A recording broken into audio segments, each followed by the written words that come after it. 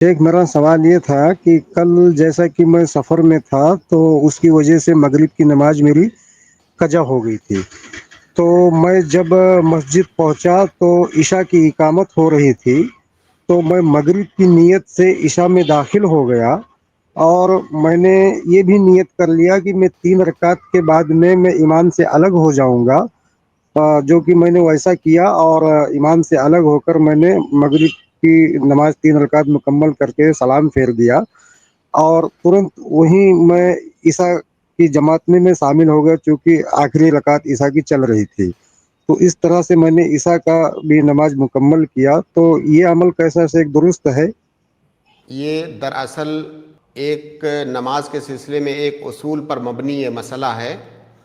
وہ اصول یہ ہے کہ بوقت ضرورت بوقت حاجت کوئی انسان حالت نماز میں امام سے الگ ہو سکتا ہے، انفراد کی نیت کر سکتا ہے۔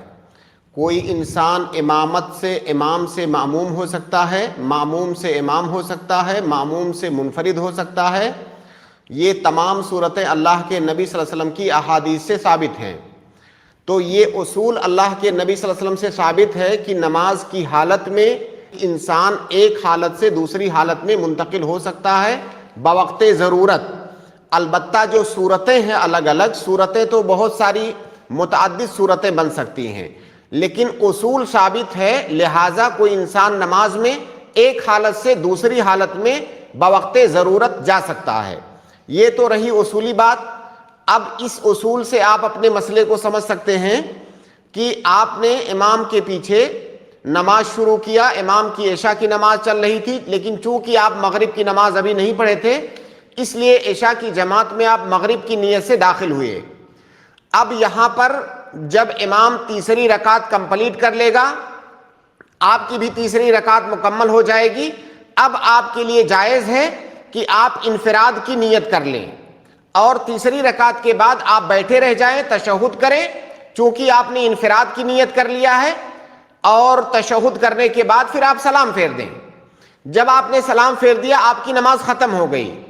اب اس کے بعد چونکہ وہ جماعت ابھی مستمر ہے، وہ جماعت جاری ہے جو امام کی جماعت ہے، تو دوبارہ آپ اس میں جا کر کے پھر عشاء کی نیت سے شامل ہو سکتے ہیں۔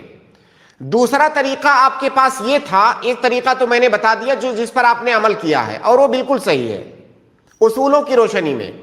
دوسرا طریقہ آپ کے پاس یہ تھا کہ جب آپ نے 3 رکعت کمپلیٹ کر لیا تھا، امام کی 3 رکعت مکمل ہوئی تھی، تو آپ تشہد میں بیٹھے رہ جاتے، انفراد کی نیت نہ کرتے۔